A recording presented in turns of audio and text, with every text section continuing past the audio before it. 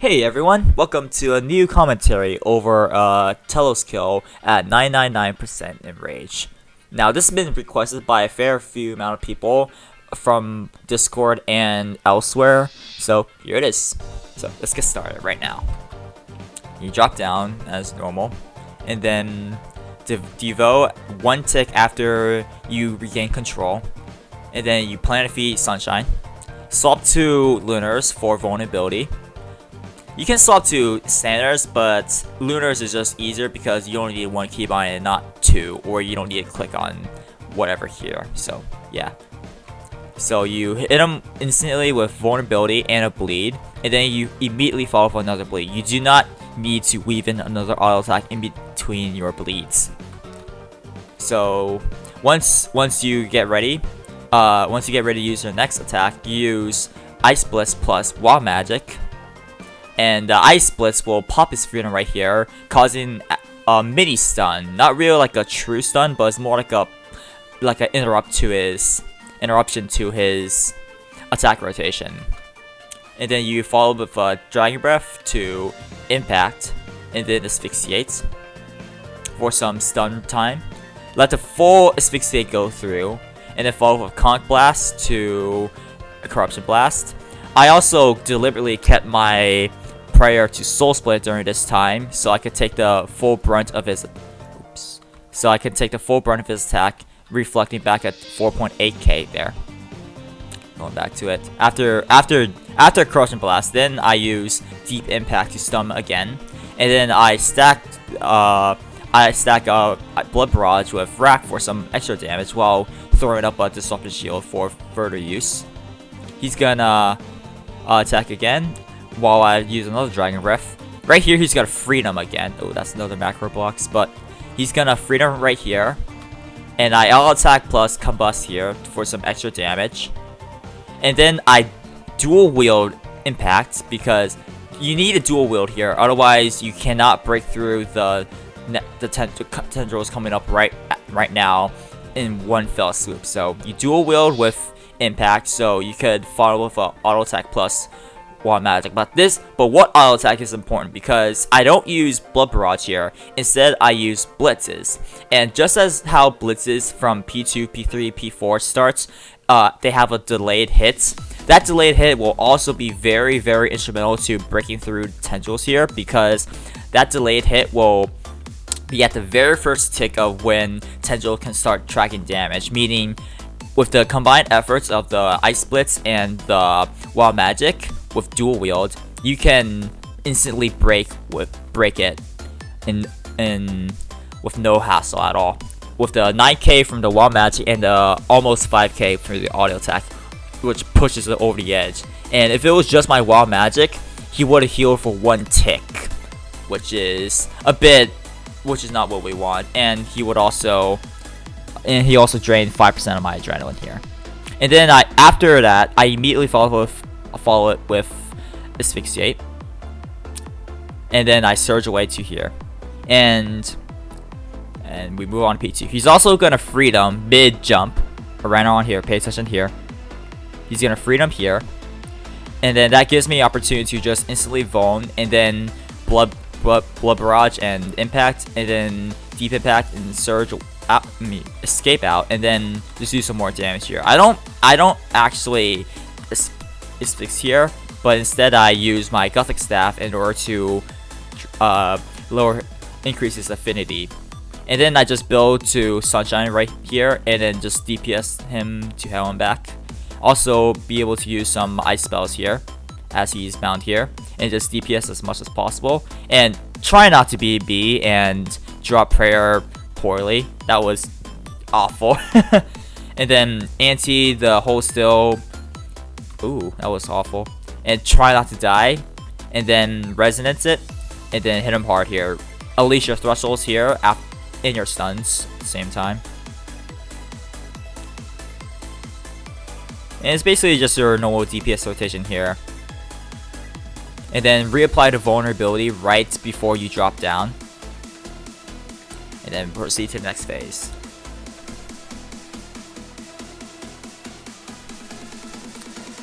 Since I already broke it since I already voned him once already, I can use like ice splits here for some extra damage. It's not much, but every bit helps. And then I could use more stuns, impact to asphyxiate instead. Since this is not 1k plus, I can afford to just instantly use asphyx right here.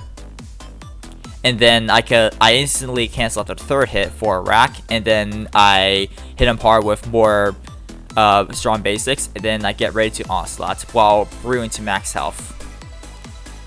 Now around here, it's probably better to put on your souls right around this time, so you take less damage. And because souls isn't really that helpful for, well, I mean Reaper isn't that very helpful for onslaught, but I just forgot about this point, and I don't put it back on until sorry P4. But then after that, that asphyxiate and onslaught should be enough to get him down very, very low, and then a few basics should just finish the job here. And then keep building Adren no matter what. Even if he's at like even if he's already at the phasing point, you should still use as much ability as possible in order to build adrenaline. So I have 38% adrenaline, even though I went to 0 through onslaught. Then I splits to bleed again, and then stun him here again. Stun with impact to asphyxiate, and do some damage here with some basics. And then resonance the first hit of the font here, and then reflect without a target here. So like, if you, as some of you are aware, if you have no target, you can use defensive thresholds without losing adrenaline at all. So with that in mind, with no target, I use reflect here, and I don't use anything here. And I don't even, and it's not through my Asylum Surgeon Ring either, it's through the fact that I have no target. So resonance, res the first hit of the font, and then reflect, and then reapply the vuln on Telos, so he can remain vulnerable for the rest of this font. And then build on the golems, leaving them alive here personally. And then I freeze them again, and then I detonate. And then unleash it with a detonate wild magic, stun again, surge out, and then asphyx after impact. And then I blade dive over to the font, and then we proceed to the rest of them. Okay, so for the second font here, this is where I kind of messed up, and I wanted to, since I didn't have any defensive available, I wanted to soul split while tsunamiing here, but that didn't pan out, so that was a bit of a mistake, unfortunately. But so I have to keep eating here while I recover as much adrenaline as possible. I freeze them, and then I get away from them. And since it's at a fairly low enrage compared to what I'm used to, these golems can die actually fairly easily. So yeah, and then I hit him hard with basics and such. Going back here, I preemptively bled him, and then I use ice blitz plus ice blitz plus impact, and then I followed with since he freed him at the same tick, I used my ice spell. Stunning him immediately after would have been a waste, so I use wild magic right after that. And then I fix right here. This is coming up right here is a bit of a very close call, because I do trigger the so much power, because I don't have because I let the full asphyx go. And what I could have done better is that I would like cancel asphyx after 2 hits with debrief, and then instantly deep impact, so he could at least die, get phased after like a gothic staff after deep impacts. But that didn't work out. I was trying to also blade dive over there, and so I could disruption shield up cleanly without getting hit by the golems, but that also didn't really work out as I intended, so oops. So I just recover right here, and then res the first hit of the font, reflect, keep building on golems right here, revone Telos, and then freeze the minions here, step away, and then detonate, and they should die.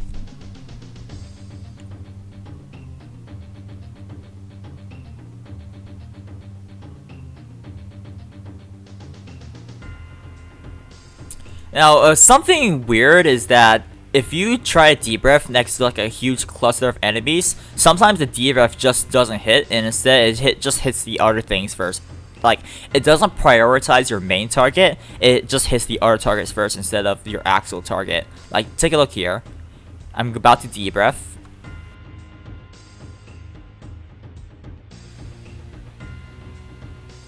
Oh, that was just from the corruption blast, but the debrief didn't go through. That was just the corruption blast going off, so it wasn't actually the debrief. It was nothing. So debrief basically did nothing there. Yeah.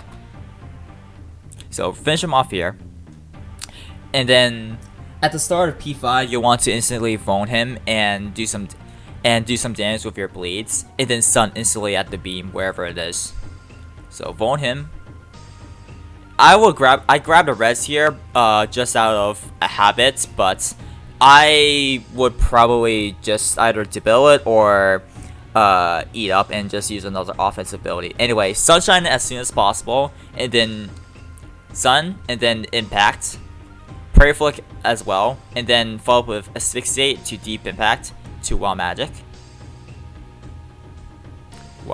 and then reflect the rock here, eat up, and then get a all attack in right before you detonate, so for some extra damage. And then switch to your staff, and then release with your detonate and tsunami, and then corruption blast, and then finish.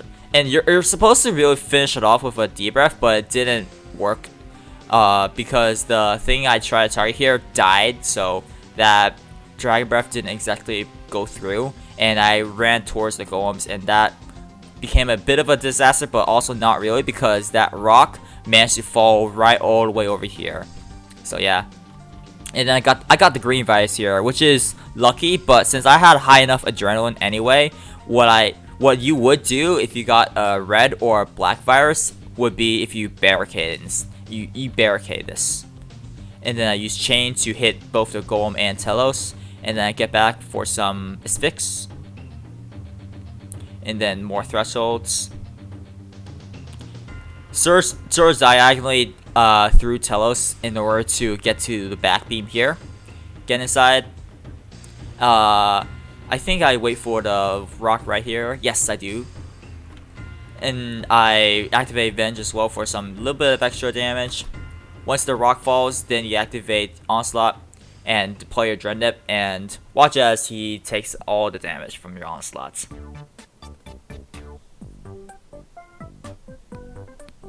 Sometimes Telos is gonna freedom your Dreadnought, but what are you gonna do? Here I kind of had a pretty dumb screw up. I tried to surge, but instead I used escape. So instead I had to block it with resonance, and thank God I blocked that hit there. Otherwise I would have died instantly. So more of the story is, don't be fancy. Just run away. You don't need to surge away, because doing what I did right here was incredibly risky. And then finish him off with a debrief, and then he is dead. Yeah, and that was a pretty big screw up right over there. But as for if you got like volcanics, what I would do instead is that instead of impact right around here, so like instead of impact, I would select sun, but then I would immediately follow with anti here. So it's like instead of impact, use anti, then asphyxiate deep impact to wild magic, then reflect again, and then detonate tsunami them, and then freedom after the tsunami. Well, if you got volcanics at least. So yeah, but that's how I would do it if it was volcanics. And if it's back beam, I just approach from here. Once I hit this point, I surge, and then I would wait a bit here so the minions don't like come at me, surround me from both sides, because surrounding me from both sides is a bit of a nightmare at sub 1k, because at sub 1k I just stun instantly, and I don't really use a nat instinct rotation much. But yeah, I would hang around right here for like a tiny few seconds, stun midway through to the beam, and then I would get on Telos for some more stun luck action. And that route covers the 999, how I would do my 999 kills. On P4, you can afford to go a bit slower and get into the font late so it can block the second font with defensives and not have to deal with tsunami and golems, because that is actually something that I'm not entirely familiar with, and it would have been better off to use normal defensives on the font, but I was trying to go as fast as possible, and that was my way, you know, so. And I also didn't have an aura for P5, so yeah, unfortunate, but it is what it is. But that round covers the entire commentary, so thanks everyone for tuning in, and with that, I'll see you guys later.